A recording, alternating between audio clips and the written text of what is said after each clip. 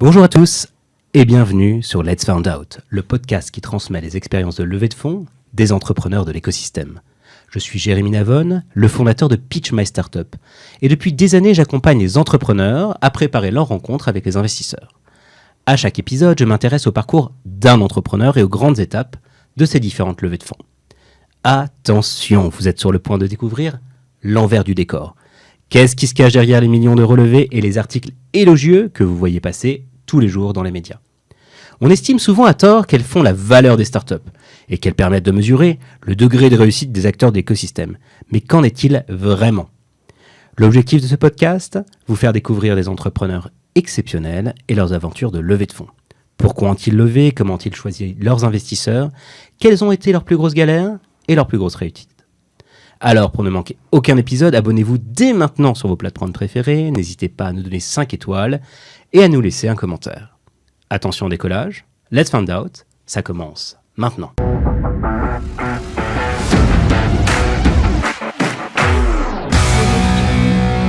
Je suis ravi d'accueillir aujourd'hui Alexandre Bellitti, fondateur de Clini. Salut Alexandre. Salut Jérémy. Chez Clini, vous définissez comme l'entreprise de nettoyage responsable et innovante, adaptée aux nouveaux enjeux des espaces de travail. Vous avez pour ambition de devenir l'entreprise du secteur la plus engagée sur les sujets de RSE. Clini est une entreprise que tu as fondée en 2012, soit il y a plus de 11 ans. Ouais, ça ne rajeunit pas tout ça. Pendant ce laps de temps, vous avez fait 2 levées de fonds dont tu vas nous parler aujourd'hui. Vous êtes aujourd'hui plus de 500 salariés et vous avez plus de 250 clients. Vous êtes également en cours de labellisation B Corp. Tu nous en diras un peu plus, tu nous diras pourquoi c'est important pour vous. Tu es également, à titre personnel, Business Angel, membre du Galion, board member de la French Tech Grand Paris et ambassadeur du mouvement Impact France. J'ai rien oublié. Est-ce que tu as des choses à ajouter? C'est tout bon. Écoute, je suis aussi marié, papa d'une petite fille. Tu parlais de B Corp. C'est très important pour nous, effectivement, parce que c'est l'un des labels qui permet de s'identifier comme étant réellement engagé sur les sujets sociaux et environnementaux. Après, ça n'est entre guillemets qu'un label, mais ça reste très important pour cranter vis-à-vis de nos clients et de nos partenaires. En 2-3 mots, c'est qui vos clients chez Clini? Ce sont des entreprises, aujourd'hui situées principalement dans Paris et la Petite Couronne, parisienne, de 100 à 1000 collaborateurs. Ok. Et c'est quoi exactement votre action? Une entreprise de nettoyage? Bizarrement, on ne sait pas forcément exactement ce que c'est. Alors, une entreprise de nettoyage industriel, c'est une entreprise qui engage des personnes pour effectuer des actions de propreté dans des locaux B2B en général. Nous, on se cantonne à la problématique des bureaux. On a ouvert une verticale hôtellerie il y a quelques mois maintenant. Et donc, nos salariés vont le matin, le soir, et on travaille énormément à ce qu'ils puissent passer également en journée pour nettoyer les locaux professionnels. C'est un secteur qui embauche plus de 600 000 personnes, collaborateurs, et qui fait aujourd'hui 18 milliards, et qui est le secteur le plus précaire. Donc l'enjeu social est colossal, assez méconnu, donc on essaie de faire la lumière sur les conditions de travail de nos collaborateurs sur le terrain et de les améliorer, donc c'est notre engagement principal. Vous avez un engagement fort sur la RSE. Exactement. Et c'est différenciant dans votre secteur. Et sur l'angle particulièrement social de la RSE, parce que sur l'angle environnemental, étant une entreprise de service, l'enjeu sur les produits qui revient beaucoup est important, mais epsilon par rapport à l'impact qu'on peut avoir au global. L'impact réel et celui sur lequel on investit le plus, c'est l'impact social. Les conditions de travail de nos collaborateurs, la qualité de vie, évidemment, toujours en restant sous l'angle professionnel, mais on essaie de maximiser et de respecter au mieux nos collaborateurs de terrain. C'est essentiel. Ça paraît fondamental. Du coup, c'est une boîte que tu as créée en 2012. Ouais. En février 2012, ça fait plus de 11 ans, bientôt 12 ans. Pendant ce laps de temps, tu as fait 2 levées de fonds, un précide et un seed. Est-ce que tu peux nous rappeler la chronologie de ces 2 levées de fonds, quand tu les as effectuées, et puis nous dire pourquoi tu as levé à chaque fois? Oui. Alors la chronologie, premier tour de Précide, alors là on est en 2017, je découvre, j'étais vraiment un bleu absolu sur le sujet de la levée de fonds, je pense que j'avais découvert le principe de levée de fonds à peine un an avant. Ça arrive peu après notre intégration à l'accélérateur 50 Partners, qui a été un des premiers points d'inflexion historique de l'entreprise. Globalement, comment ça s'est passé en termes chronologiques? On est une entreprise de propreté assez classique au démarrage, qui s'appelle Imonet, qui d'ailleurs s'appelle toujours Imonet légalement. On crée la marque Clini parce qu'on a un objectif de différenciation. On découvre un concurrent aux US, Managed by Q à l'époque, qui ensuite a eu une vie racheté par WeWork, puis a vécu très frontalement le drop de WeWork et s'est fait racheter par un concurrent. Oui. Sauf qu'à l'époque, Managed by Q est devenu notre totem, un peu comme beaucoup de boîtes françaises. Hein, le modèle. Voilà, le phare dans la nuit, le modèle ricain à suivre. Et ces gars-là, ayant le même modèle que nous, avaient levé, je crois, 50 millions à l'époque. Okay. Enfin, les ricains, quoi. Et sauf que moi, du coup, ça m'a fait, ça m'a fait switcher. Et j'ai rencontré à l'époque 50 Partners par l'un de mes amis. Et donc, on s'est mis en tête de devenir le Managed by Q français et européen. Et pour ça, il fallait lever des fonds pour créer une différence technologique et sociale, principalement technologique à la base, pour apporter de la techno sur un marché qui est totalement hermétique. La propreté, c'est encore l'un des marchés qui fonctionne au papier-crayon. En tout cas, à l'époque, c'était vraiment le cas, et aujourd'hui, c'est encore un peu trop le cas à mon sens. Et donc, première levée de fonds pour ça, pour investir dans la techno, avec un plan de jeu qui n'était pas forcément idéal à l'époque. On a fait beaucoup de conneries. Et puis ensuite, on est parti dans une vraie levée de fonds. La chance qu'on avait à l'époque, c'était d'avoir une croissance très forte et d'avoir ce qu'on appelle un MRR, mais alors en l'occurrence, appliqué à métier de service, c'était pas exactement un MRR, mais assez élevé. Donc, on a réussi à convaincre pas mal d'investisseurs. Ok, tu nous diras. Quelle typologie d'investisseurs sur cette première levée?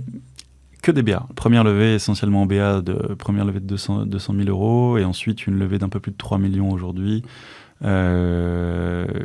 qui s'est faite, pareil, avec une très grande majorité de BA et des fonds, des assimilés fonds, on va dire, qui ne sont pas des gros fonds institutionnels.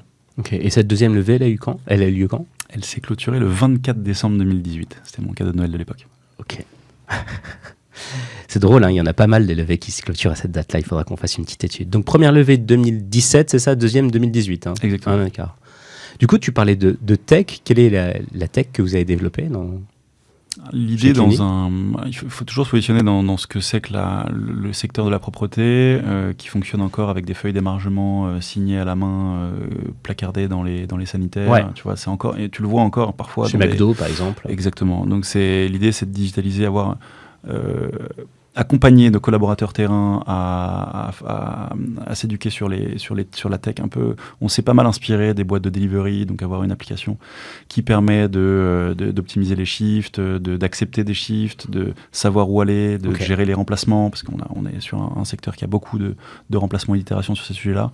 Et puis nous, côté bureau, être omniscient sur ce qui se passe sur le terrain, donc avoir un angle data dans la gestion, encore une fois, des affectations, de la paye, de savoir qui est où, à quel moment.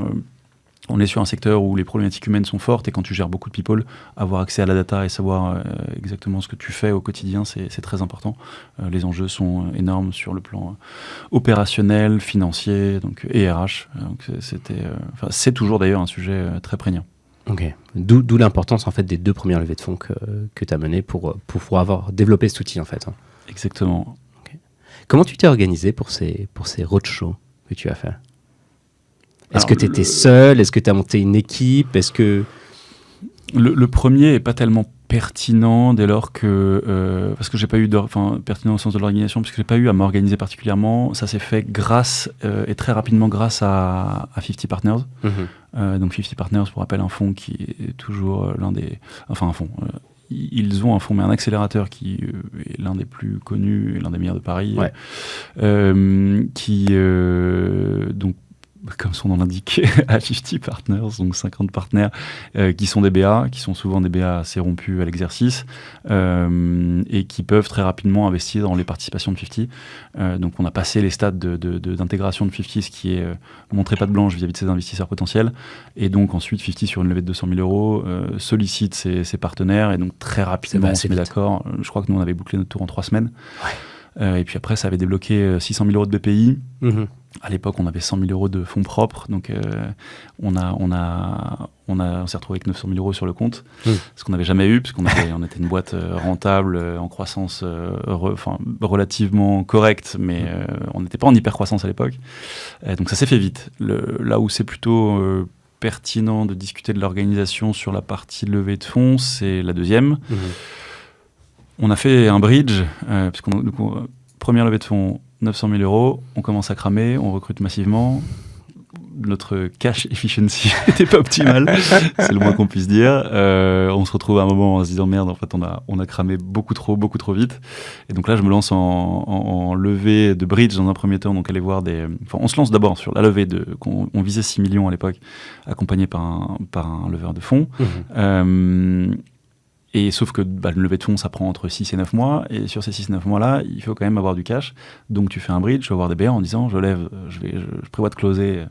À l'époque, moi, c'était en septembre 2018, pas en décembre. Dans l'intervalle, il faut que je mette un peu de fuel dans la machine. Donc j'ai besoin de cash. Très rapidement, avec mon associé de l'époque, on s'était dit que on allait faire le roadshow ensemble. Ok. Et très rapidement ensuite, on s'est dit qu'en fait, c'était une connerie. Parce qu'on était 2 associés et en fait, quand tu es en roadshow, tu n'as personne aux manettes de la boîte. Et à l'époque, notre codir n'était pas suffisamment senior pour gérer la boîte en autonomie. Donc voilà, retour rapidement à une scission, moi sur la route du roadshow et mon associé aux manettes de la boîte. Bonne idée à la base, mais organisation extrêmement touchy. En tout cas, il faut vraiment s'organiser, ce qu'on n'a pas fait, puisque tu scindes par définition la tête. Donc, c'est une hydre à 2 têtes et tu en as un qui est sur la route, l'autre qui est au bureau, qui est au bureau aux manettes de la boîte. Et ça crée plein de problèmes dont je pourrais te parler ensuite. Ok. Et donc, du coup, cette deuxième levée de fonds, est-ce que tu peux nous en parler un peu plus en détail? Donc, vous allez voir vos investisseurs actuels, enfin ceux que vous aviez déjà, pour faire un bridge avec eux, c'est ça? Alors, pas exactement. Pour une raison que j'ai plus en tête, je suis essentiellement allé voir de nouveaux investisseurs. Alors, le fait est que d'abord, on s'est mis d'accord avec un leveur de fonds qui était l'un des meilleurs de Paris. On a fait notre deck, notre BP, relativement classique, donc tu fais toute la prépa qui est déjà un vrai taf en soi. Et une fois que tu as ton deck et ton BP, le leveur de fonds t'intro à des fonds. Les discussions avec les fonds sont toujours des temps assez longs. Il y a plusieurs rounds.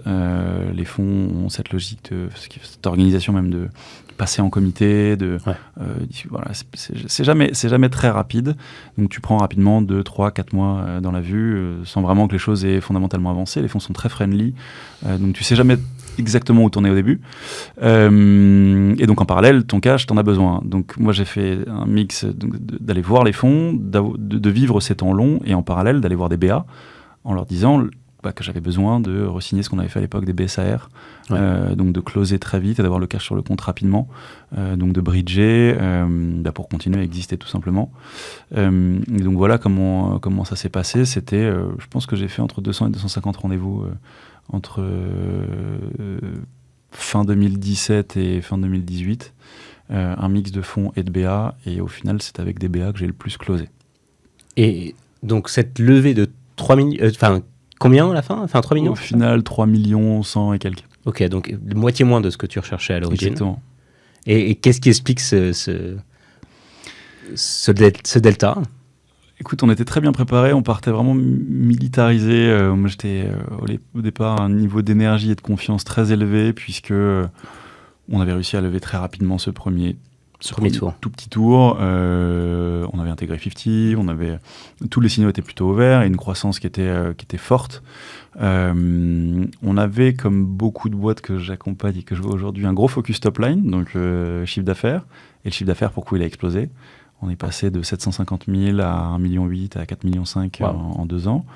Sauf qu'on avait oublié qu'il fallait gérer une boîte aussi en parallèle et que tu as un côté bottom line, donc les bidas, l'argent que tu crames. Et du coup, au final, il y a eu des effets cumulés de se dire pourquoi une boîte de service dont l'ensemble des concurrents a globalement un mode de vie assez rentable crame autant d'argent. Donc, à cette époque-là, on avait cramé 750 000 euros quand on faisait 1,8 million et 1,8 million quand on faisait 4,5 millions. Donc on cramait fort. Pourquoi ça crame? Les fonds de VC, en tout cas, sont très focus sur un principe qui s'appelle la scalabilité. Globalement, la scalabilité, si je devais résumer très succinctement, c'est un principe qui est très lié à la tech.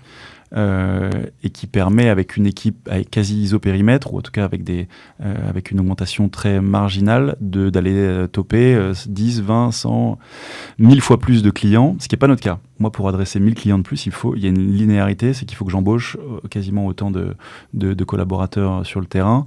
Donc c'est très linéaire, et donc j'ai du staffing de fou, ce qui fait flipper les VC. Donc les mecs, je leur disais que j'avais 200 collaborateurs et la moitié devenait bleue.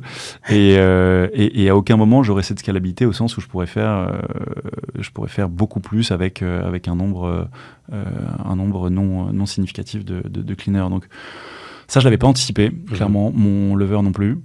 Ah ouais. Ouais.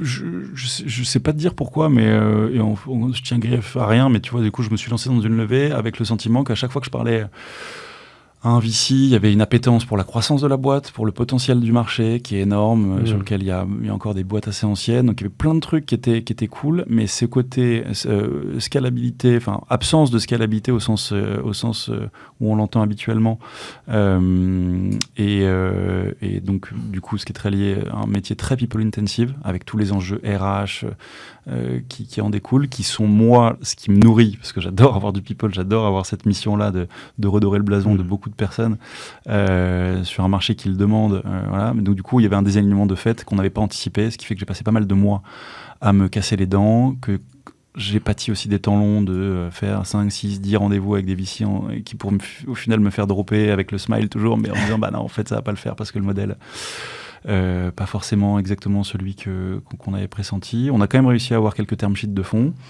mais au final, avec les fonds, c'était très long. Avec les VC, avec les BA par an, c'était beaucoup plus rapide. Signature sous une semaine, 10 jours. Ce qui fait que je me retrouve avec une cap table avec 46 personnes. Wow. Et avec 3 assimilés fonds, qui sont essentiellement des fonds issus de la fortune personnelle de certains gros BA qui se sont structurés en fonds. Mais ce n'est pas des fonds institutionnels au sens où on l'entend habituellement avec des LPs type banque ou mutuelle. Ok, et du coup, c'est qui ces fonds Alors, tu as 50 qui nous a suivis par le fonds 50 Capital. Ok. Tu as Kima Ventures qui est entré au capital. De Xavier Niel. Xavier Niel. FG Labs, qui est le fonds de Fabrice Grinda, qui s'est associé avec un autre gros BA qui est aux US. Et il y a un 4e qui est Clover, qui est le fonds de Véronique Morali. Et ces gens-là, t'es allé les voir comment tu les as rencontrés? Enfin, souvent, les startups me demandent où on trouve les BA, comment on leur parle, comment on les convainc. Enfin, c'est un animal, le BA, qui est souvent difficile à appréhender pour un entrepreneur. Il faut une bonne Pokéball. Non, c'est des intros. Je me suis appuyé sur des potes. J'ai des gens auxquels je pense, Yannis Yayaoui, Thomas Rebaud, Kamel Zerwal, qui m'ont fait des intros. Je pense que c'est les 3 personnes qui m'ont le plus aidé avec des intros ultra structurantes. Et chacun d'entre eux m'ont présenté beaucoup de business angels. Et ensuite, par cercle concentrique, je suis...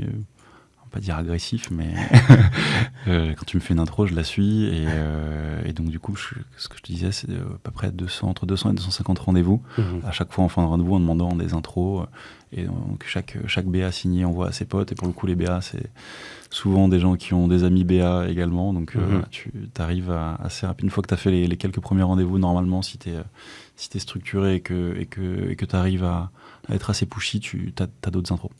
Ok, génial. C'est un bon guidebook. Tu dirais que c'est quand le bon moment pour lever? Alors là, pour le coup, je fais référence un peu à la deuxième levée de fonds. Est-ce qu'elle a été faite au bon moment selon toi? Mais comme tu es également business angel et que tu accompagnes des startups, c'est quoi le bon moment pour lever selon toi? Déjà, je pense qu'il y a une question préalable, c'est quelles sont les bonnes raisons pour lever? Ok. Encore une fois, moi j'ai levé... si c'était à refaire, on pose souvent la question de savoir si c'était à refaire, est-ce que je le referais? J'ai adoré cette expérience et la densité que ça m'a apporté en termes entrepreneurial, parce que maintenant c'est un truc que je connais mieux en tout cas. Est-ce que c'était une bonne idée de lever dans mon secteur? Je ne suis pas 100% certain. C'est pas forcément un secteur qui s'y prête, tu vois. Sur les premières années, comme je disais, 2016, on fait 750 000 euros de chiffre et 100 000 euros de résultat net. Ensuite, on a vécu 5 ans sans faire de rentabilité. On a fait rentrer des gens au capital. On a appris énormément de choses, on a fait énormément de bêtises, on a fait aussi plein de choses bien. La preuve, on est encore là et la boîte se porte bien. Mais est-ce que ça s'y prêtait réellement ? J'en suis pas sûr. Et aujourd'hui, j'ai la chance d'accompagner pas mal de boîtes. J'ai le sentiment que la levée, en tout cas sur les dernières années, là ça va peut-être se retourner avec la situation économique actuelle, mais la levée était devenue comme un préalable à toute forme d'entrepreneuriat. Quand tu crées un resto, quand tu montes une boîte dans les services ou autre, s'il n'y a pas un vrai angle tech ou un vrai edge à craquer, ce qui nécessite littéralement un investissement à un moment où tu ne peux pas faire de chiffre d'affaires, et du coup si le corollaire c'est lever versus prendre le temps de constituer ta trésor pour ensuite effectuer des investissements, donc devenir un entrepreneur, un bootstrapper, on va dire. J'ai la chance, je suis aussi au club bootstrap, on n'en a pas parlé, moi, le moment où j'ai le plus progressé, c'est le moment où je me suis dit que je ne lèverais plus de fonds jusqu'à nouvel ordre. Tu vois. Okay. Parce que du coup, j'ai été confronté à l'impératif de rentabilité. Okay. Et c'est là où tu apprends le plus dans la gestion d'une boîte. En tout cas, c'est ce que je considère comme étant le moment où tu deviens un entrepreneur au sens réel du terme. Ça m'a fait un peu le même effet que le jour où mon père m'a coupé les livres. Tu te confrontes au réel, quoi. Ah ouais, de ouf. Tu te dis, tu comptes ta monnaie, tu vois combien si tu peux t'acheter le paquet de pâtes, quoi. Tu fais rentrer un DAF dans la boîte, c'est là que tu comprends que investir, fatalement, ça vient avec des contraintes. Tant que tu es perfusé au cash et que tu te rends pas bien compte de ce que ça implique, je suis pas certain que tu sois vraiment... En tout cas, t'as pas vu tout le panel de l'entrepreneuriat, quoi. Donc...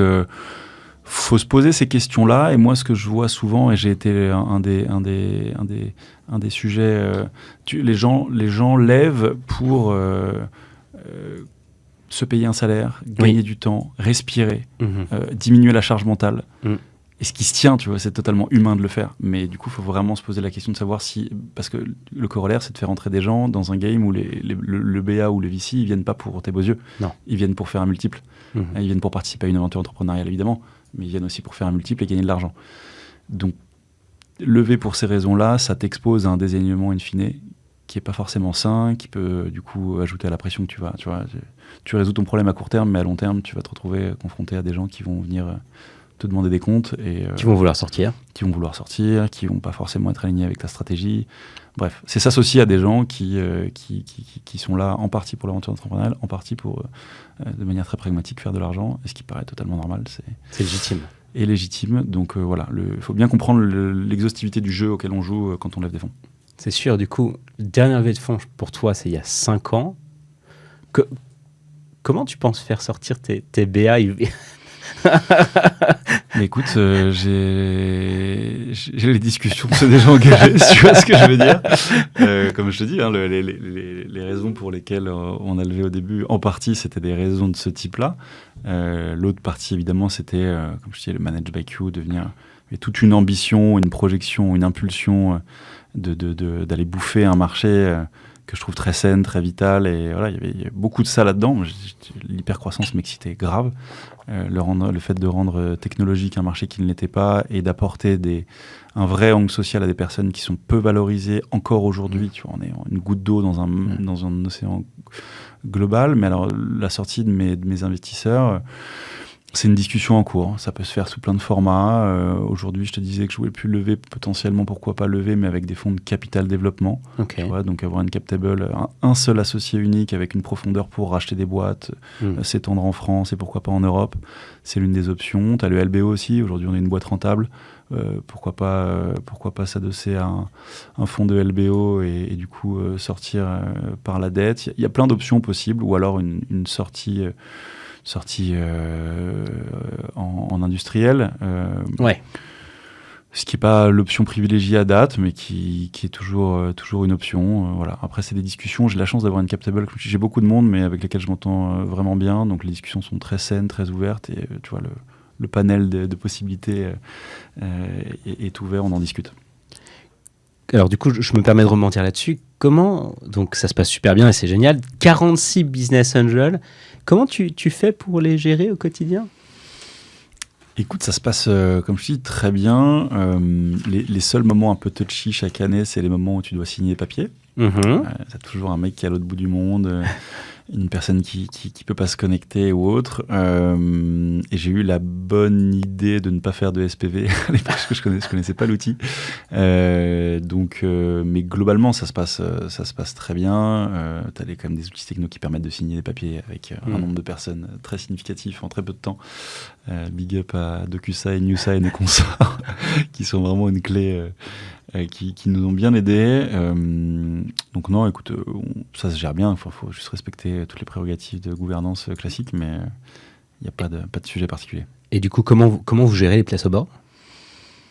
Elles ont été alors board déjà c'est pas forcément lié à l'actionnariat. Là typiquement je suis en train de refondre mon board avec une partie d'actionnaires, une partie d'externes. J'ai un comité de suivi qui lui est dans le pacte et qui se gère très bien avec des sujets qui sont liés au pacte et qui m'imposent quelques contraintes de reporting et de gouvernance relativement classique, mais ça se gère vraiment très bien. Ok, donc c'est intéressant pour tous ceux qui ont envie d'avoir des business angels à leur capital, mais qui ont peur d'avoir trop de business angels. Avec les bons, ça se gère. Je connais des mecs qui ont 300 business angels sans SPV. Donc autant dire, je me considère pas comme le pire cas du sujet. Du coup, c'est quoi les principaux défis que tu as rencontrés lors de ces... Alors la première levée de fonds, on a compris, 3 semaines avec 50, ça a été finger in the nose, piece of cake. Et la deuxième, c'est quoi les défis que tu as rencontrés ? Écoute, le premier déjà, c'est le défi de, je sais pas si on va dire innocence ou inconscience, incompétence, on sait rien. C'est l'idée que ça va se faire vite et bien, que on a pris un top lever de fonds, qu'on a un deck solide, qu'on a un BP sain et que globalement, dans 4 mois, ce sera bouclé, que ce sera qu'un sujet administratif.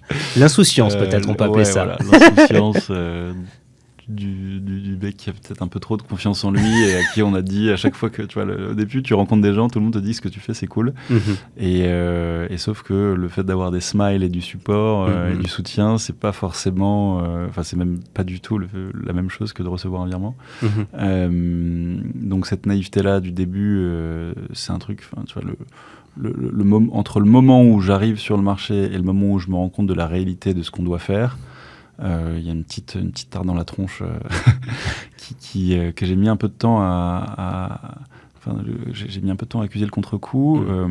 Et ensuite, tu te confrontes à la réalité. La difficulté, c'est ce focus top line. Ouais. Le sentiment que ma boîte va bien parce que mon chiffre d'affaires est en train d'exploser. Ça, c'est vraiment un truc de naïf. Donc le moment où avec mon associé de l'époque on se connecte à notre compte en banque et où on voit qu'en fait on a potentiellement courant 2017 un problème sur le paiement des salaires en fin de mois, là tu commences à te motiver et ton matin suivant est un peu différent. Et donc là tu as le déniaisement de se dire mais en fait gérer une boîte c'est pas que faire de la croissance, c'est pas que avoir des salariés où on fait des teufs toute la journée, où on boit des mousses en fin de journée. Où il y a aussi un impératif, c'est qu'en fait il faut payer les salaires de tes employés. Ça paraît, en le disant je trouve que ça paraît idiot, mais je le vois encore beaucoup trop souvent. Donc ouais, partir en bridge, la schizophrénie d'être toi en situation cash extrêmement précaire et d'avoir à être vendeur, avoir le smile. Le smile. Je t'avoue que j'ai réussi pendant un temps. Alors, t'es dans une posture qui est assez étrange. Hein, t'es obligé d'avoir des pulsions narratives. De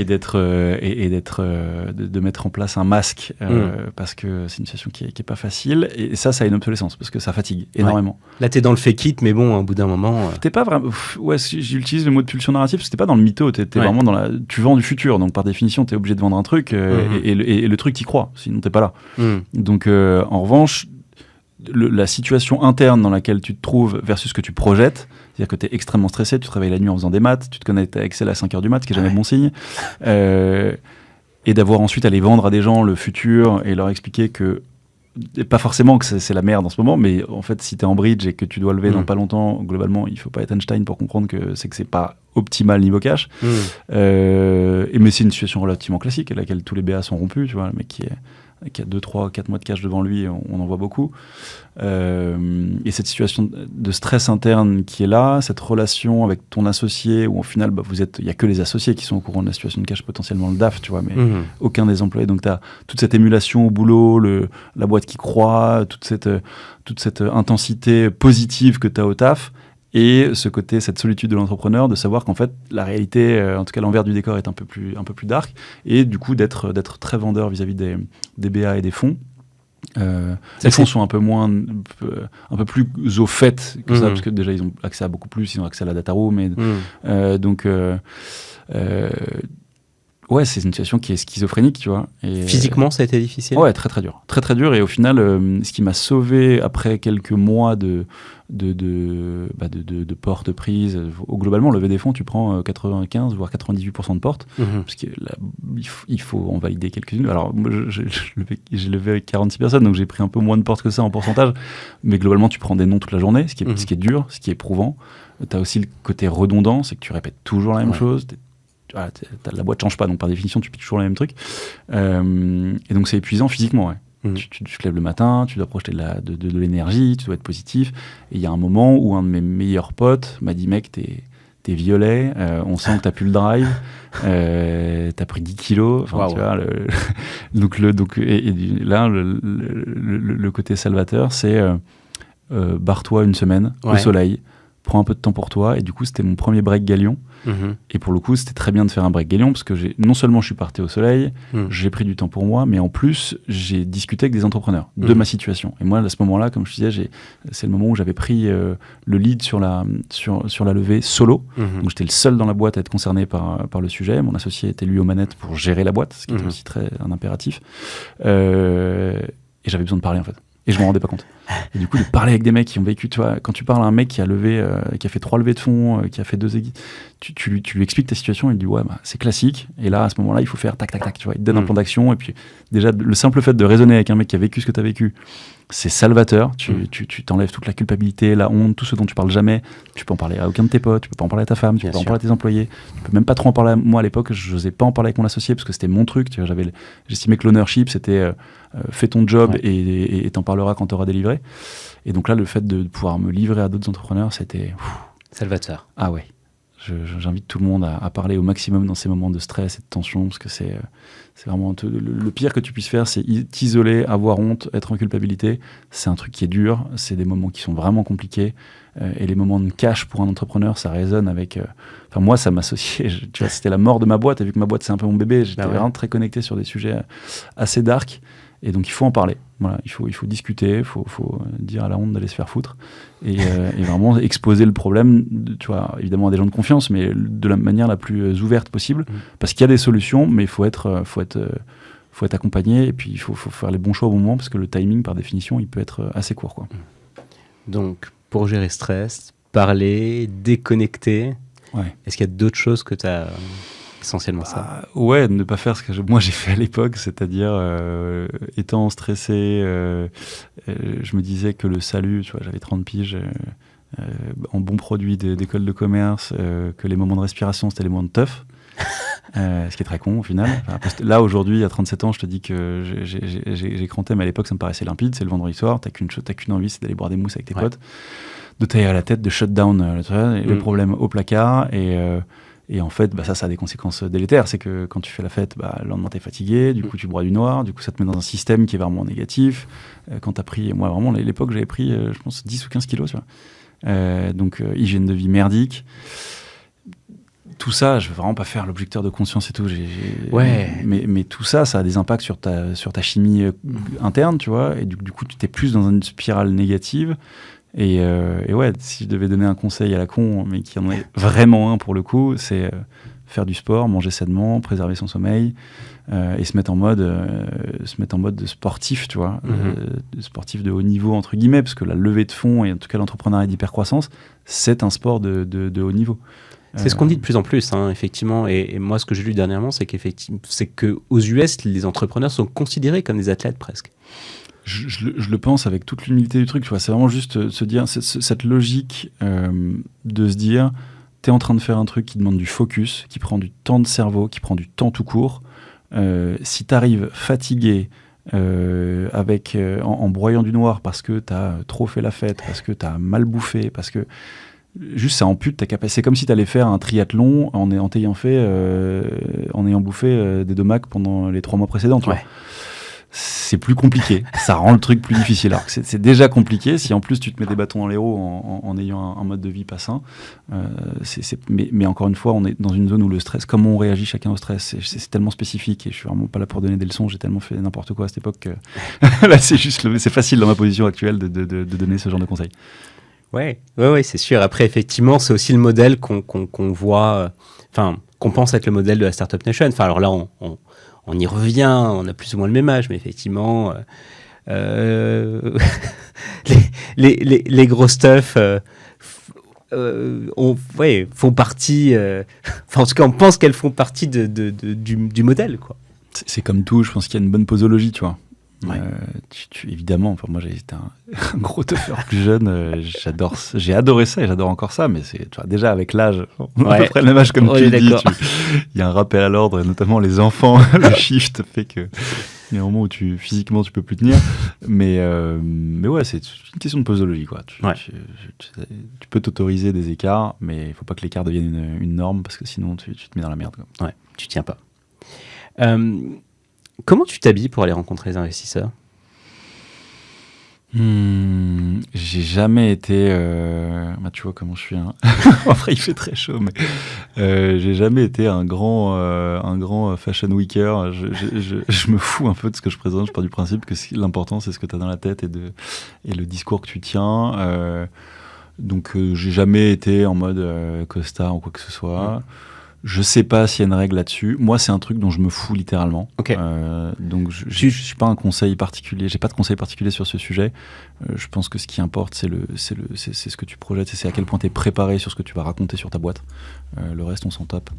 Je sais pas si c'est valable pour tout le monde. Tu vois, peut-être qu'il y a des gens qui, si t'arrives, comme je suis habillé aujourd'hui, en short chemise, se considèrent comme peu respectés ou pas. J'en sais rien. C'est pas impossible. En tout cas, en ce qui me concerne, je m'en tape. Ouais, je pense que la règle, en tout cas, en discutant avec pas mal d'entrepreneurs, c'est d'être bien dans ses basques, en fait, d'être soi-même. Et souvent, la réponse que j'ai des entrepreneurs, c'est en fait, les invests, je vais les rencontrer beaucoup, ils vont beaucoup me voir. Exactement. Et ils vont me voir dans tous les états. C'est clair. Donc, tu veux créer un lien de confiance, donc essaie d'arriver exactement en présentant ce que t'es, tu vois. Donc, voilà, mais les fringues étant une partie infime de ce que t'es, quoi. Ouais. Tu as commencé à nous répondre à cette question.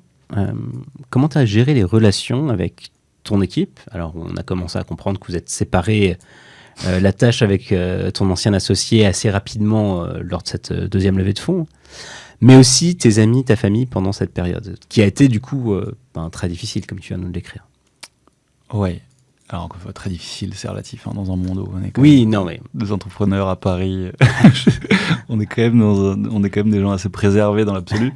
Mais oui, ça a été très difficile pour moi parce que je l'ai abordé avec, je pense aujourd'hui, c'est le moment où j'ai commencé le coaching, moi, perso, fin 2017. Toute la période, on commençait à cramer du cash, où je repartais en levée de fonds, rien n'était limpide. J'étais pas du tout ancré ou centré. Pas exactement pour quelles raisons je faisais les choses. Tu vois, il y a une partie d'ego assez forte. Moi, je suis un entrepreneur qui a monté une boîte de nettoyage, tu vois. Donc, les premières années de ma vie dans les dîners mondains ou avec les potes ou quand j'essayais de draguer, c'était pas idéal, tu vois. Donc, il y avait une partie de moi qui est voulu aussi cranter devenir une boîte d'hypercroissance et un entrepreneur tech, en partie pour gommer cet aspect-là de mon travail. J'en suis revenu, mais je dirais que le moi jeune a fait les choses en partie pour ces sujets-là. Donc le fait d'être coaché m'a beaucoup aidé. Et pardon, du coup, j'ai digressé sur ta question qui était les relations avec tes amis, ta famille. Exactement. Donc les relations avec... comme je disais, vu que j'abordais les choses avec beaucoup d'immaturité, j'étais aussi parti du principe, j'ai un driver qui était un peu le soit parfait, soit fort, tu vois, le mec, l'entrepreneur total qui fait tout nickel. Et donc, tout ce que je faisais mal, j'en parlais pas. Ok. Et du coup, jauge de stress énorme, un sommeil de merde parce que je me réveillais à 5h du matin en me disant là j'ai merdé, là j'ai machin. Là. Et n'en parlant pas, j'avais aucune soupape, aucune capacité à flusher ça, à décompresser. Donc j'ai commencé à avoir un psy coach, un mec avec qui je pouvais parler de ces sujets-là, ce qui m'a vachement aidé. Et du coup, à l'époque, je présentais au monde, tu vois, tu étais dans le paradoxe de la Startup Nation, c'est que j'avais des articles dans des papiers plutôt sympas, donc j'avais des messages de membres de ma famille, de potes, ça a l'air d'aller, machin, et tout. Et toi, tu connais l'envers du décor, donc tu es encore une fois dans un paradoxe de présenter bien, tu as ce truc qui est la presse ou les réseaux sociaux qui laisse à penser aux autres que tout va bien, et puis c'est quelque chose que tu entretiens, parce que tu te dis, il faut évidemment que j'entretienne cette image dans une logique où je dois lever des fonds et convaincre, et puis convaincre des clients, et donc ça accentue encore la solitude. Et donc à l'époque, je me souviens que ma femme, qui maintenant est entrepreneur, mais qui ne l'était pas à l'époque, elle avait un peu de mal à comprendre où je me situais. Mes potes, j'ai la chance d'avoir pas mal de potes entrepreneurs, donc on se faisait des sortes de thérapie de groupe. Littéralement, on se faisait des bouffes, beaucoup de bouffes où on discutait, on faisait des tours de table, et toi, comment ça va? C'est génial. Les entrepreneurs anonymes.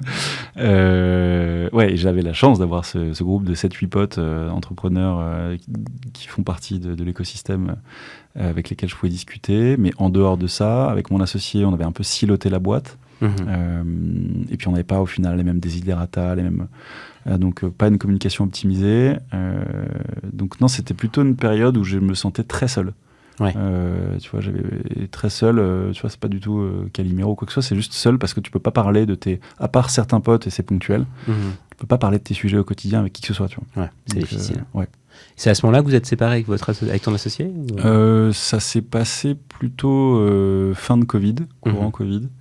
Mais la genèse de cette séparation, elle date de là, ouais. Elle date de l'époque où moi j'ai eu cette volonté de rentrer dans une boîte d'hypercroissance, d'expansion à tout crin, drivé par des sujets perso, d'ego, de trucs, donc pas forcément les bonnes raisons. Et puis lui n'avait pas forcément ces envies-là, mais j'ai réussi à le convaincre.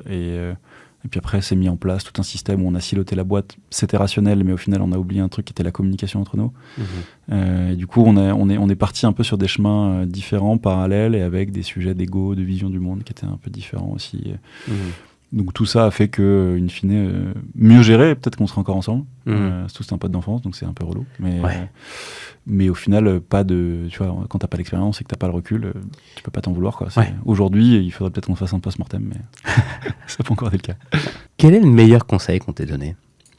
On m'a donné beaucoup de très bons conseils, beaucoup de mauvais conseils. Ça peut être le pire aussi. Hein. Le meilleur conseil qu'on m'ait donné,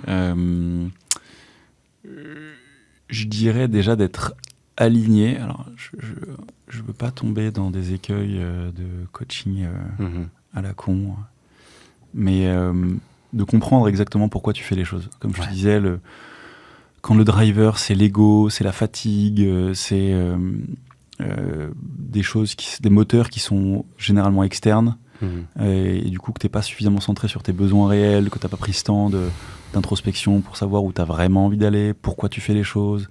Est-ce que tu veux, ce que tu privilégies, c'est d'être bien dans ta boîte, avec des gens avec lesquels tu as envie de bosser, et donc potentiellement de déroger un peu à la croissance, tu vois, de faire une belle petite boîte qui tourne bien, versus faire une boîte en hyper croissance, voire en ultra hyper croissance, tu vois, et aller lever des milliards. Donc prendre ce temps de la respiration, tu vois, de se dire ok, je vais me prendre 2-3 jours pour moi, je vais me foutre au vert, et puis je vais me poser, qu'est-ce que j'ai vraiment envie de faire dans ma vie. Et je te dis ça parce que moi, comme je un peu décrit là, je sais pas si c'est clair, mais en tout cas moi je suis parti bille en tête sur un modèle que j'avais fantasmé, qui est un modèle que au final j'avais pas vraiment bien compris au départ, dont au final les enjeux étaient pas suffisamment mappés pour moi.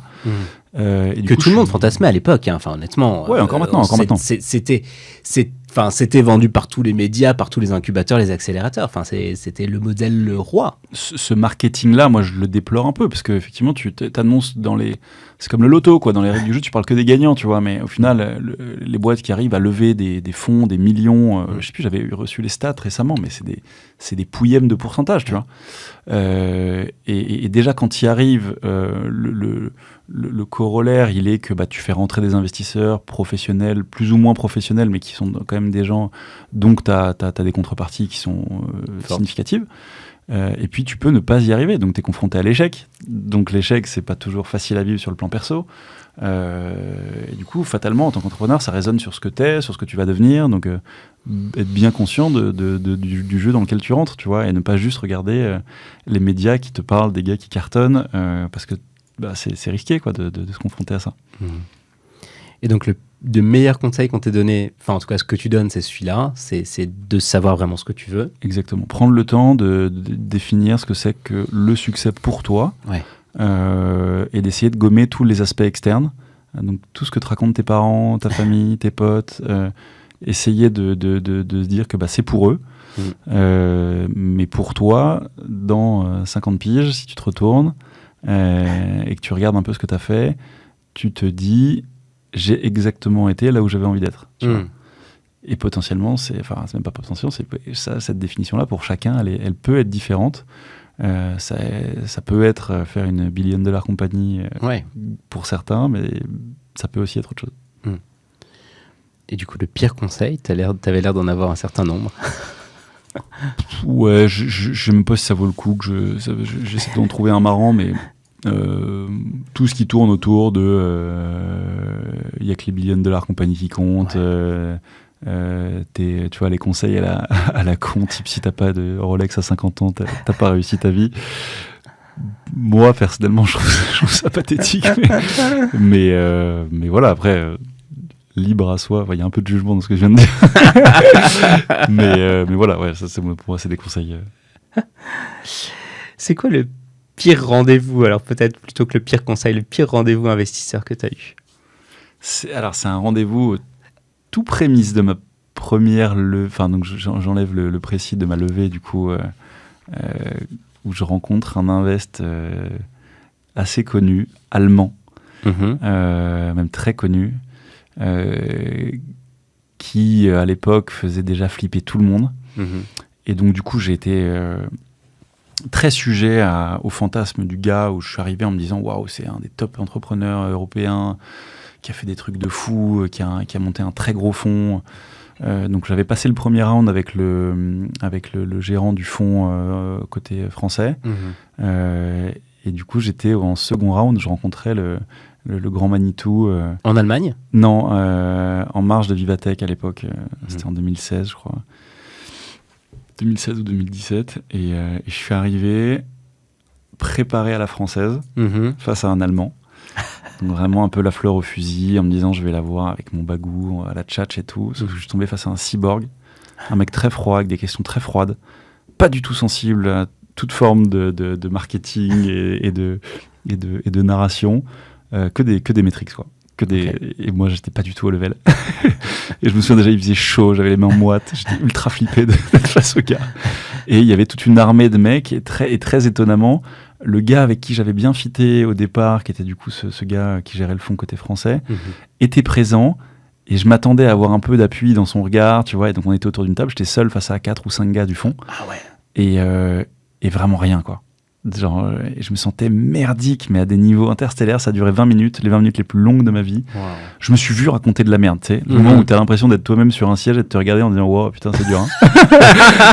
Et donc un enfer. Pour le coup, je me suis promis de plus jamais revivre ces moments-là, donc d'arriver beaucoup mieux préparé, et deux, d'être assez moins sensible à ce star system à la con. Au final, ça reste un mec tout à fait normal. Je le reverrai aujourd'hui. Après 250 rendez-vous, j'aborderai plus du tout les choses de la même manière.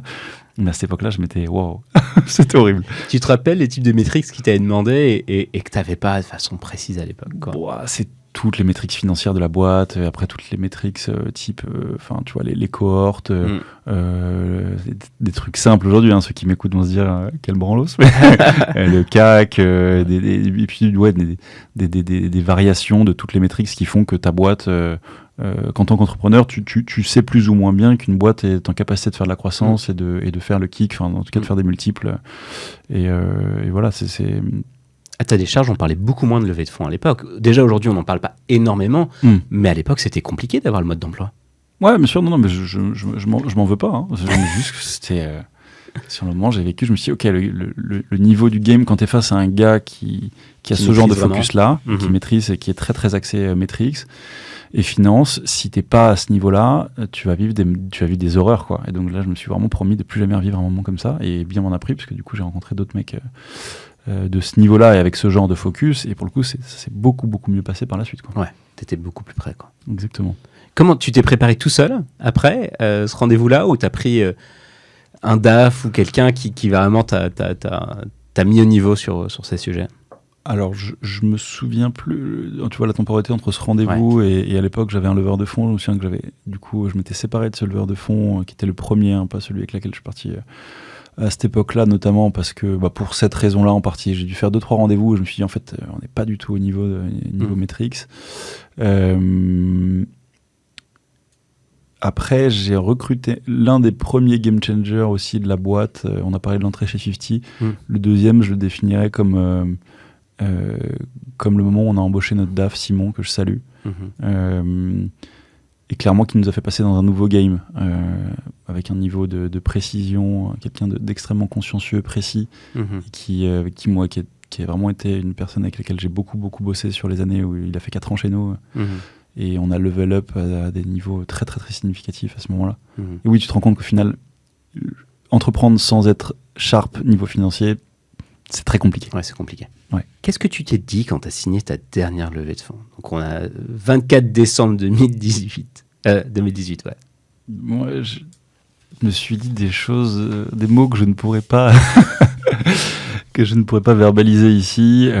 Mais globalement, j'étais dans une zone... Je m'en souviens parfaitement, déjà. Ah ouais? Ouais, je me souviens parfaitement de où j'étais, avec qui j'étais. Je me souviens des quelques jours d'avant. Les jours d'avant sont passés, je ne sais pas si ça résonne en termes de storytelling vis-à-vis de quelques personnes qui nous écoutent, mais j'ai passé ma vie sur DocuSign. Okay. Tu sais, à scroller pour voir si tout le monde avait bien signé. Et ensuite, ma vie sur mon compte en banque pour voir si les virements arrivaient. Ok, pour rappel, 46 business angels. Exactement. Donc c'est 1 à 2 semaines, je me souviens plus très bien, mais ça m'a paru une éternité. Et ma femme me disait, mais qu'est-ce que tu fous? Enfin, elle comprenait bien, mais tu vois, à 5h du mat, tu te réveilles, tu scrolles et tu vois, putain, il y a machin qui a signé, Ouais. Et tu vois le truc, tu vois les cases se remplir, les virements arriver, et tu te dis, bon.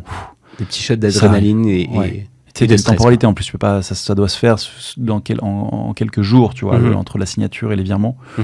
Donc de stress et en même temps un sentiment d'accomplissement parce que ça arrive, donc tu vois, mais s'il y en a un qui signe pas, il faut refaire toute la doc. C'était un vrai accouchement, quoi.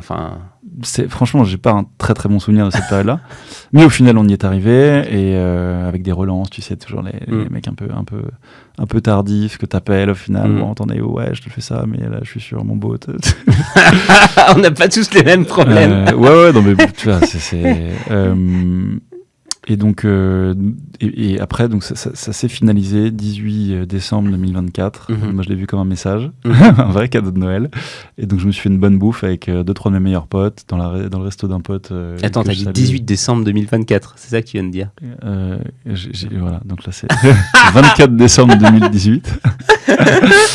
18 décembre 2024, c'est peut-être aussi... Il y a peut-être un truc. Il y a peut-être une future levée que je signerai, je reviendrai de voir. 24 décembre 2018, et je me souviens, bouffer avec des potes. Ouais. Donc on est chez Flèche, chez un de mes copains, avec 2-3 potes très proches, et le sentiment c'est... vraiment, j'en avais tellement ras la casquette que un vrai sentiment d'accomplissement, genre c'est bon, la boîte est sauvée, donne, tu vois, pas de sujet. C'est bon, maintenant on a du temps. Je me souviens de m'être fait une promesse, c'est plus jamais ça.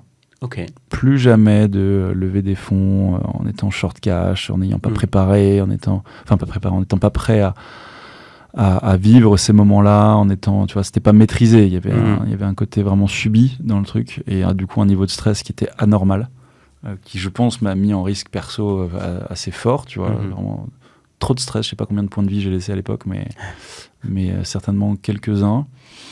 Et donc, ouais, plus jamais, quoi. Donc là, le sentiment vraiment de soulagement, de décompression totale, et la promesse qu'on n'en serait plus jamais là, et la croyance à l'époque que j'allais retourner au bureau en étant adulé, ce qui n'a pas du tout été le cas. Ah ouais? Non, pas du tout.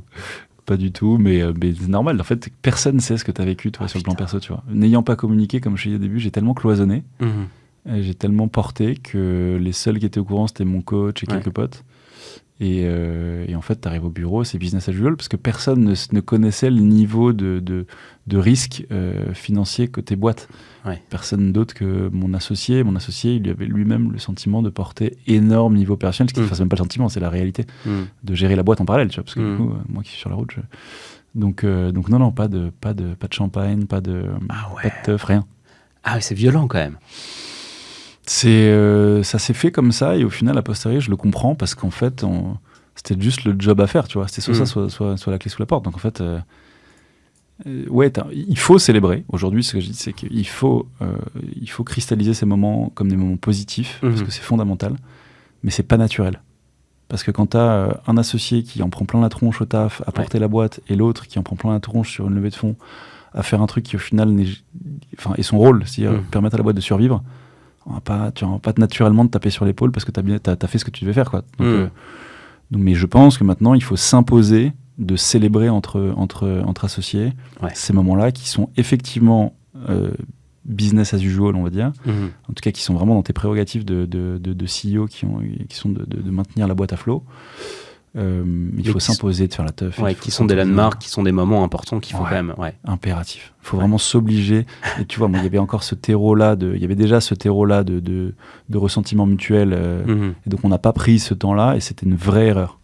Et tu vois, un conseil qu'on ne m'a pas donné, mais que je donne aujourd'hui, c'est que dans ces moments-là, il faut se taper dans le dos, il faut se remercier, il faut remercier celui qui est resté au bureau, il faut le remercier d'avoir porté le navire, et celui qui a levé, il faut aussi le remercier d'avoir fait le job et d'avoir vécu seul pendant quelques temps. C'est vraiment un conseil que je donne.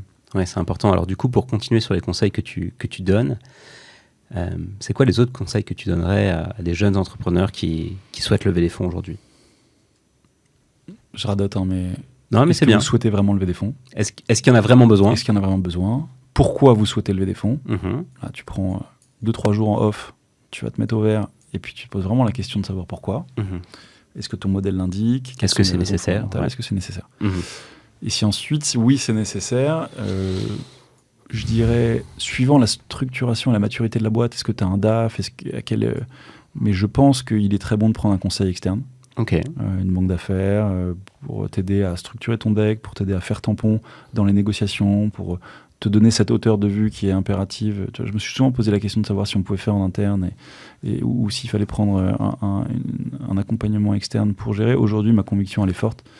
Évidemment, ça coûte de l'argent, mais ça te permet de vraiment garder l'essence même de ce que tu dois faire, c'est-à-dire négocier, être sharp, et du coup t'affranchir d'une partie du taf qui est très administratif et dans la construction d'un storytelling et d'un pipe de personnes à voir que tu dois pas gérer toi au quotidien, parce que ça fait beaucoup, quoi. Après, si tu as un super DAF, si tu as en interne, si tu as des skills, si c'est la 3, 4, 5e fois que tu le fais, évidemment c'est pas la même histoire, mais si c'est une première fois, je conseille vraiment ça. Et de cadencer. Vraiment, il faut se fixer des deadlines, parce que pour le coup, ton cash, il t'en fixe. Et si t'es pas suffisamment sharp là-dessus, tu peux te retrouver dans une situation vraiment merdique. Et dernière, c'est de monitorer le cash, monitorer ta situation financière au jour le jour, et parfois de prendre des décisions qui s'imposent et qui sont pas faciles à prendre. Par définition, si tu perds du cash, c'est que tu as des charges, et ces charges-là, parfois, il faut les alléger. Et c'est pas naturel. Et j'ai vu encore récemment trop d'entrepreneurs, et encore une fois, c'est toujours le game, hein, c'est que tu es empathique, tu as créé une team avec laquelle tu as envie d'avancer, et dans des situations où la boîte l'impose, où le marché l'impose, il faut savoir prendre des décisions qui sont très difficiles, qui humainement sont... Et du coup, là, l'enjeu pour moi, c'est encore un enjeu de communication, c'est un enjeu d'expliquer le pourquoi, comment on en arrive là, mais parfois il faut prendre des décisions qui sont très dures. Enfin, le cimetière des startups qui n'ont pas réussi à lever ou qui ont levé trop tard, il est pétri, je pense, enfin il est nourri de plein de boîtes qui n'ont pas réussi à prendre ces décisions suffisamment vite. Ok, ouais, c'est certain. Est-ce que tu as, pour terminer cette partie sur l'investissement, et après on aura une conclusion sur ta vie d'entrepreneur, est-ce que tu as un shout-out, un remerciement à faire à un ou plusieurs de tes investisseurs? Je les remercie tous, évidemment. Non, mais vraiment, hein, c'est des personnes qui m'ont tout aidé dans des moments où j'ai beaucoup d'entrepreneurs dans le lot, extrêmement supportifs. Encore aujourd'hui, hein, des gens très compréhensifs, supportifs, sympas, qui ont été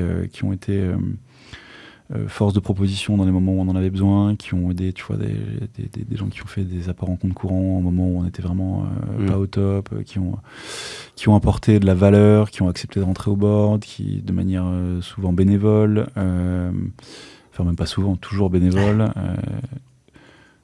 Globalement, j'ai la chance d'avoir une cap table riche de personnes qui sont vraiment géniales et qui ont jamais été problématiques. Et j'ai entendu parler de potes ou de personnes plus ou moins proches de moments où ça se passe pas comme ça, et je peux dire qu'on est vraiment bien lotis chez Clini. Donc globalement, je remercie ma cap table. Je sais pas si j'ai déjà fait, donc c'est une grande première. Waouh.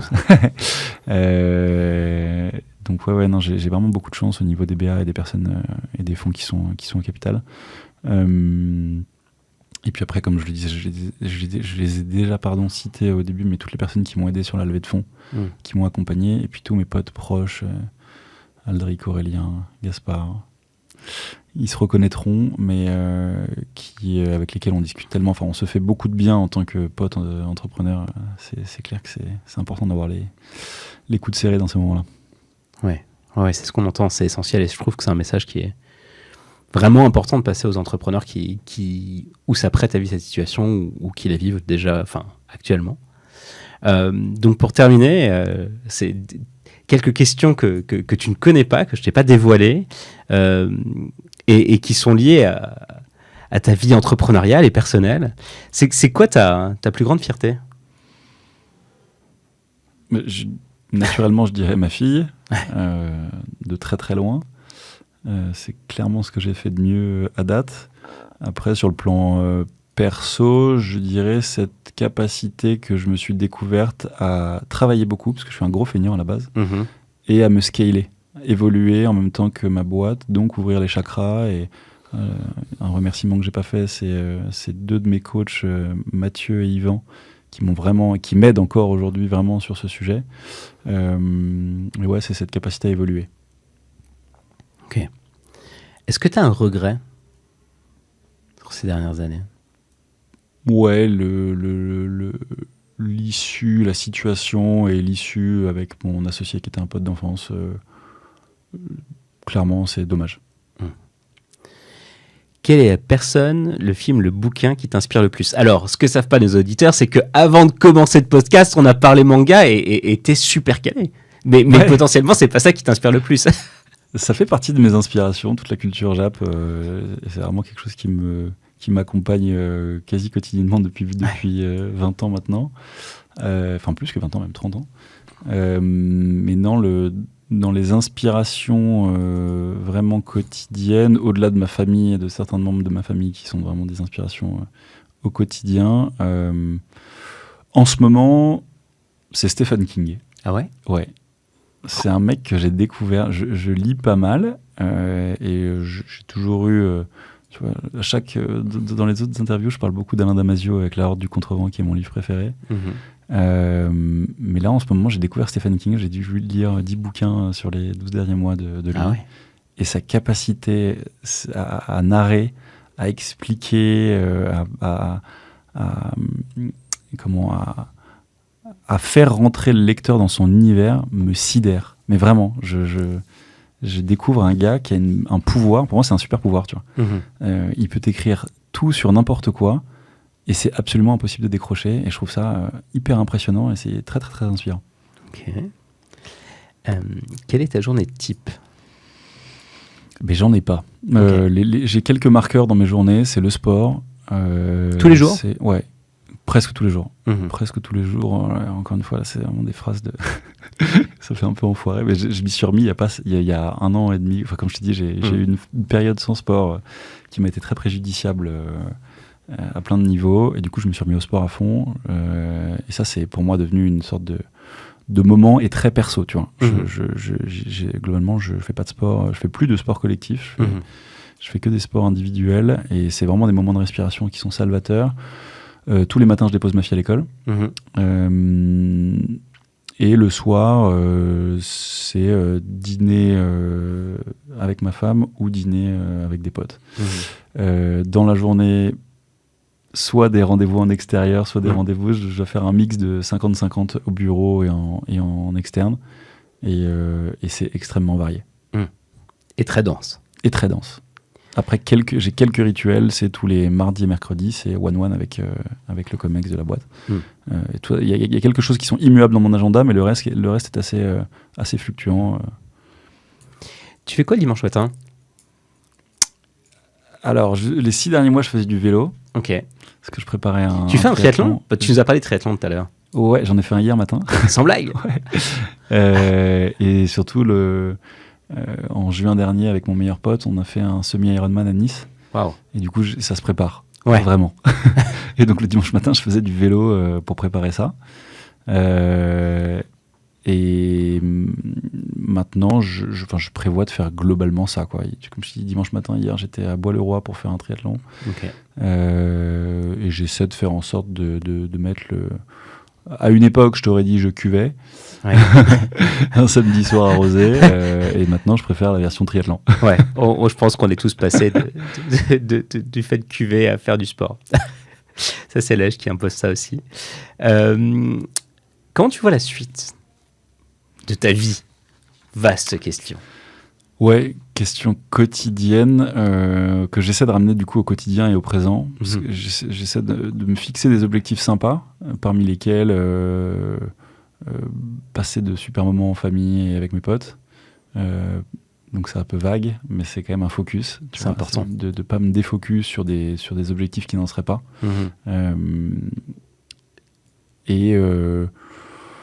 Quelques sujets qui deviennent structurants comme... là, pour être tout à fait clair, c'est continuer le sport à un niveau correct parce que ça me fait vachement de bien, et que ça me rend plus puissant dans d'autres domaines. Donc c'est meilleur au quotidien. Meilleur au quotidien, mais vraiment, encore une fois, c'est hyper important d'avoir le cerveau d'équerre et le corps qui va avec pour être meilleur dans d'autres domaines. Au-delà du fait que, en soi, le sport permet de rentrer dans des phases méditatives, tu vois, dans la course, la natation et tout, en fait... T'as rien d'autre à faire que de penser, donc c'est bien. Et après, je me mets sur l'écriture d'un roman. Donc je parlais de Stephen King. C'est pour ça que le mec m'inspire beaucoup. C'est que je trouve que sa manière d'aborder la chose et avec un pote, on essaie de sortir un album de rap. Tout ça. Ouais. Ah ouais. Ouais. Mais encore une fois, que sous l'angle du fun. Aucun projet de faire les choses. On veut faire des choses bien pour nous. Okay. Si c'est bien pris, c'est très bien. Si ça ne l'est pas, je m'en fous. Ouais, ça me fait juste marrer, quoi. Ah ouais. Ouais, genre de rêve de gamin. C'est en fait avec le pote en question, ça fait littéralement 20 ans qu'à chaque fois qu'on écoute du rap ensemble, on se dit franchement, on peut faire mieux. Il s'avère que par un de mes groupes d'entrepreneurs, j'ai rencontré un mec dont un des side business, une des passions parallèles, c'est d'avoir un studio et de permettre aux gens de franchir cette étape qui est tu dis que tu peux, vas-y. Et donc on s'est fait une bouffe et il m'a dit moi quand tu veux vous venez au studio et puis vous enregistrez vos trucs et on l'a fait et au départ c'était vraiment naze et puis après on s'est écouté, on s'est dit merde on est vraiment mauvais et donc on s'est remis autour d'une table, on a un peu progressé et puis là on est à un niveau que j'estimerais pas encore audible mais plutôt un peu plus pro. Okay. Mais voilà, c'est très très marrant. Puis tu vois, c'est juste des moments où l'écriture avec ce pote c'est des rires. Ok, donc vous travaillez le flow, quoi. Le flow, les paroles, tout. Mais c'est très très drôle. Le moment d'écriture est vraiment très drôle. Ok, donc hâte d'écouter ça. Est-ce que tu as d'autres choses sur ta bucket list ? J'ai une bucket list qui est beaucoup trop longue. Et puis le principe même de bucket list que j'avais beaucoup à l'époque, je le challenge. Donc j'ai toujours une liste de trucs pour me rappeler, ouais, bucket list, j'aimerais bien faire du stand-up. J'aimerais bien faire du théâtre classique aussi. Ah ouais. Voyage, j'ai la chance d'avoir beaucoup fait, mais voyager avec ma fille. J'ai eu un truc dans ma bucket list que j'ai depuis que je suis vraiment assez jeune, c'est de relire Harry Potter avec mes enfants. Ouais, on est d'accord. Ah oui, ça, ouais, c'est tellement un livre qui m'a changé la vie. Et là, vous y êtes avec ta fille ? Non, elle a 3 ans, là, c'est un peu Ouais. tôt. C'est un peu tôt. Mais ouais, je me fixe un 5-6 ans pour démarrer, peut-être. Je me demande. En fait, ça devient vite un peu dark, Harry Ouais, Potter. À c'est partir ça. du 4, tu commences à rentrer dans des trucs un peu C'est ça. vénères. Donc, je sais pas à quel timing est idéal sur le sujet. Ah ouais. Mais ouais, ça, c'est un des gros trucs que j'ai dans la bucket list. Je pense que c'est 7-8 ans, honnêtement, pour démarrer, pour ouais. les 3 premiers.